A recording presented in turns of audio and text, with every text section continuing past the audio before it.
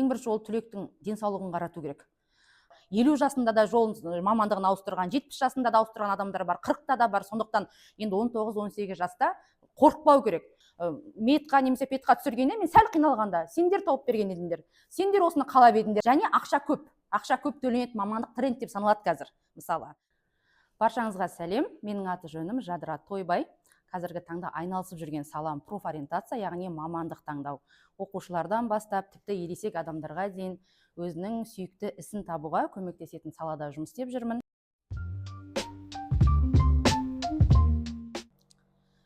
Негізі мен өзінің мамандығын дәл тапқан адаммын деп санаймын өзімді.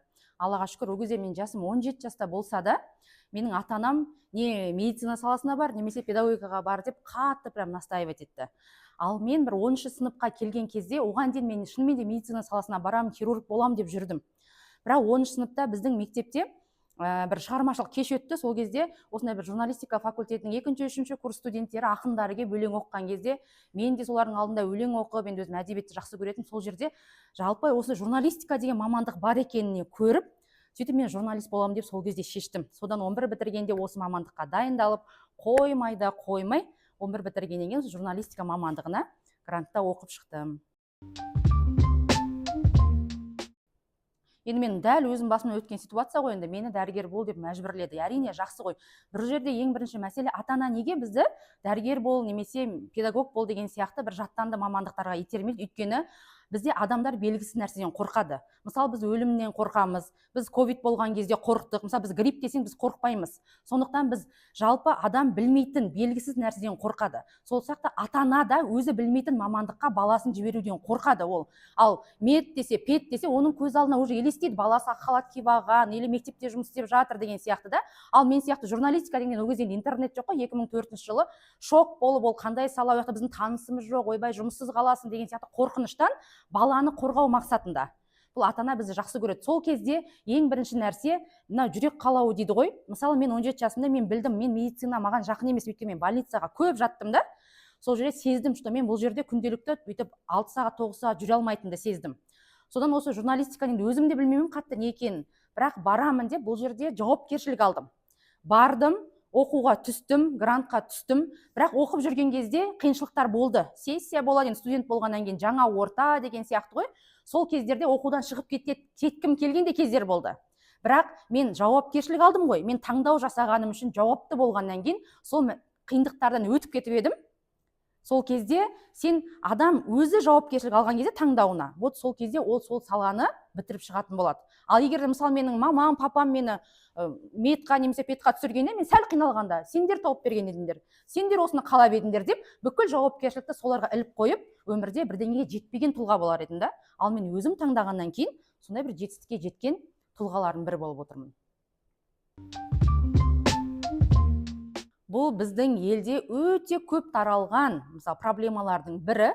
Өйткені бірінші әйтеуір аяғыңды іліп ал, басыңды іліп ал, әйтеуір оқуға түсіп ал деген сияқты, немесе мамандық таңдауға әсер ететін түрлі факторлар. Бағанағыда ата-ананың таңдауы бар. Мектепте мысалы, мен досым анаған сүйініп жатыр, мен бірге сонымен айырылмай дос болам, бірге түсіп алам деген сияқты факторлар бар мысалы. Немесе сұраныстағы мамандық деп бір жарнамасы жарып жатады да, адам өзі сұраныстағы маман болу керек. Сен ветеринар болсаң да, сен агроном болсаң да, сен врач болсаң да, сен сұраныста болу керексің. Мамандық емес. Ол сұраныстағы мамандықтар, ол жалпандай жылда бір статистикалық агенттіктер зерттеуіне байланысты біздің елімізге қандай мамандар керек, немесе қайсы спроста дегенді шығара береді. Сол үшін сондай бір факторлардың әсерінен таңдай алмай кетіп жатады. Енді ертерек сезіп жатса, бұл менің салам емес дегенді, ертерек басқа мамандық ауыстыруға негізі қорықпау керек. Білесіздер, не бір жетістікке жеткен әлемдік тұлғалар бар. Олар мысалы 50 жасында да жолын мамандығын ауыстырған, 70 жасында да ауыстырған адамдар бар, 40-та да бар. Сондықтан енді 19-18 жаста қорықпау керек. Егер бұл сіздікі емес пе, бірақ мысалы не үшін ол мамандық менікі емес деп ойланбайды. Ұнамайды бол деп ауысып кетуге дұрыс емес. Бірінші профориентологқа бару керек. Бан-тесттер тапсырасыз. Сіздің қабілетіңізге қай мамандықтар сай келетін конкретно біліп алған кезде, сіз уже басқа мамандыққа түсуге әрекет ете аласыз. Біздің Қазақстанда оқуға түсу негізі оңай, білім алу негізі бізде доступна. Бізде просто көбіне тоқтататын бізде тек қана қорқыныш және ақпаратсыздық қой. Бір сала жайлы сен ақпарат білмегенде адам қорқа беретін болады. Мен енді профориентолог ретінде әрине мен баламды бағыттай аламын деп ойлаймын да, бірақ ана ретінде менің ішінде аналық та сезім жатыр ғой. Оның да ана ретінде мен енді балама басқа қырынан қараймын ғой. Сонда қазір менің 14 жасар балам бар. 8-ші класста мамандық таңдауға енді бағытталып жатыр. Сондықтан менің ішімде қазір екі адам күреседі да, біреуі профориентолог жадыра, біреуі мама жадыра деген сияқты. Өйткені бұл жерде үшінші де қыр бар дейді ғой, менің баламның қалауы. Мен маман ретінде оған қабілетін бәрін көрсетіп бере аламын, бірақ мен таңдау менің баламда болу керек. Сондықтан енді Алла қаласа, әрине профориентолог емес ата-анаға қарағанда, әрине мен профориентолог ретінде көбірек ықпал ете аламын ғой балама, көбірек кеңес бере аламын, қабілеттерін көрсете аламын. Сондықтан менің баламның өзінің мамандығын тауып кетуіне шансы жоғарылау деп ойлаймын.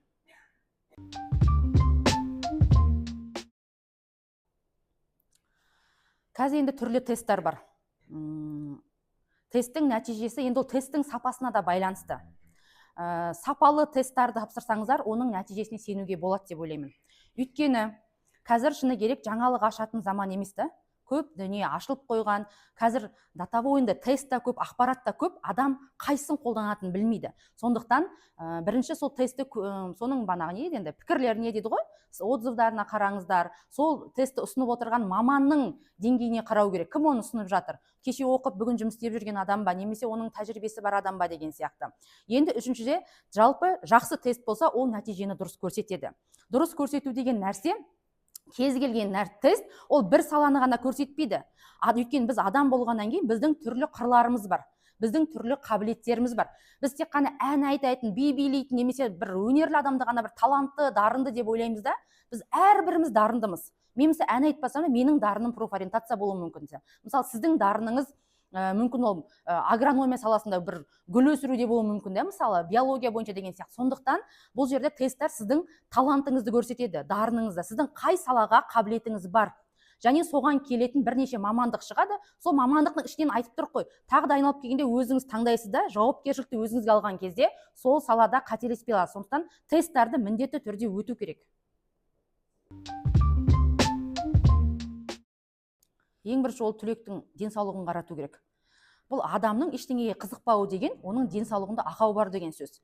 Біз кейде ойлаймыз ғой, шаршап тұрмыз, телефон көріп жата бергіміз келеді, энергиям жоқ деген нәрсе, яғни бірінші адамның тәні ауырып жүр. Нехватка витаминов, значит, ол жерде бір дәрумендер жоқ, денсаулығы, мысалы, кешкен тәтті жей бергісі келеді, немесе ұнды тамақтар жей бергісі келеді, мысалы, газировка ішкісі келе береді деген нәрсе, адамға мынандай дейді, гормоны счастья дейді ғой, бақыт гормондарын беретін бізде тағамдар да бар, витаминдер де бар. Сол жетіспегендіктен адамдар оны басқа нәрседен іздей бастайды, мысалы, азарттан іздей бастайды, телефоннан іздей бастайды, дофамин дейді ғой. Бірінші баланың, мысалы, соны тексеру керек. Бірінші денсаулығын тексересіз, чекап. Қандай дәрумендер жетпейді. Соның барлығын анықтап алғаннан кейін, екінші бала сабаққа соны берген кезде уже оның сабаққа қызығушылығы арта бастайды уже. Миы өйткені қорыта бастайды, оны жұмыс істей бастайды. Екінші, баланы сабаққа қызықтыра білу, мотивировать ету. Мысалы, оған бір балаға не керек? Мына балаға мысалы мынандай бір дүние керек, телефон керек па, білмеймін, ойыншық керек па? Мынаған жету үшін мынау адам всегда фокусы бір дүниеде болу керек. Баланы соған қызықтырса, ары қарай ойлаймын, оның да қызығушылығы арта береді.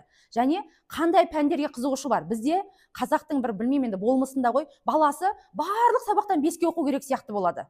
Бірақ ондай даже отличник дегеннің өзі мен ойлаймын өмірде өтірікші деп. Мысалы, мен де 5-ке оқығанмын, алтын белгіге бітірген оқушымын да, бірақ менің де бармаған сабақтарым бар, мысалы, қазір ойлап қарасам. Мен де көз жұмып 5-ке шығарған сабақтарым бар. Сондықтан мен де круглый отличник деп айтуға болмайды. Просто кейбір адамдардың харизмасы, пысықтығы болады балалардың. Кейбіреу балалар тұйық отличниктер бар мысалы.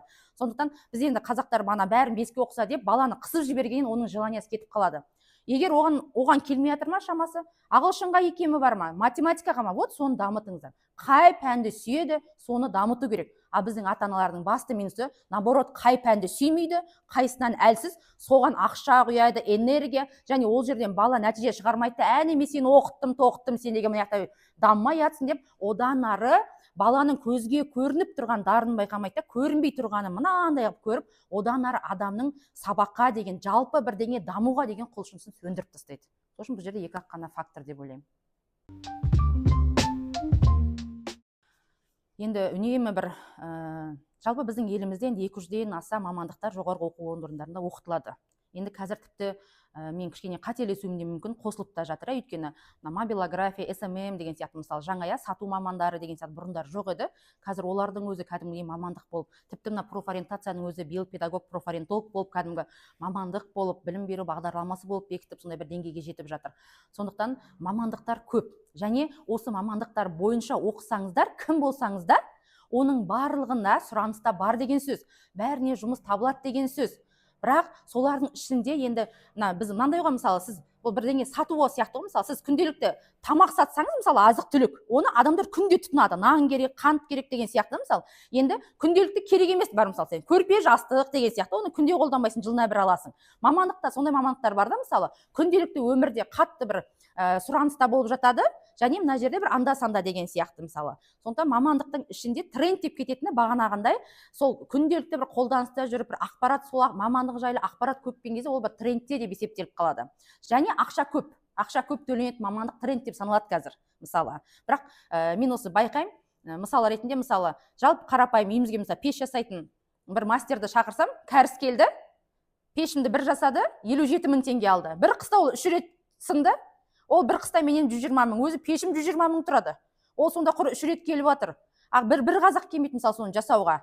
Бізді қазақтар 30 күн істеп 120 000 табады, ол бір аптада 3 рет келіп 120 000 табады. Міне, бұл жерде мамандығыңды ұнатқаның және соның маманы болғанның плюсы да бұл жерде. Енді всегда трендте, всегда сұраныста, всегда керек мамандық деген бар ғой, мысалы ол педагогика, мысалы дәрігерлік, әскери мамандықтар, мысалы одан кейін біздің бүкіл технический мамандықтар ең керегі деген сияқты, азық түлік саласы деген сияқты. Қазіргі таңда енді қатты сұранысты IT мамандықтары, мысалы, өйткені біз жасанды интеллект деп жатырмыз, ақпараттандыру заманына кетіп бара жатырмыз. Сондықтан қазір бүкіл мамандықтар автоматтандырылатын болады. Оның бәрін жасайтын бізде IT мамандары керек. Инженерлер, мысалы бізге бүкіл техниктар, мысалы, одан кейін сату мамандары. Қазір енді жалпы товардың сату, адам білімін де сатады, затын да сататын сондай бір кезеңге келдік қой, мысалы. Сол сату мамандары дейді, яғни осындай мамандықтар тренде дейді ғой. Одан кейін бөлек осындай бір енді үнемі ақпарат тарату, журналистика трендте болады, мысалы SMM, мобилография деген сияқты, мысалы. Яғни қазіргі заманға қажетті екенін беріп жатқан мамандықтар. Бухгалтерлар, мысалы, есеп қисап. Сосын енді бір осындай профессиялар бар, бірақ басқа да мамандықтардың барлығында оқысаңыз жұмыс табылады. Оны просто сіз жақсы көру керексіз.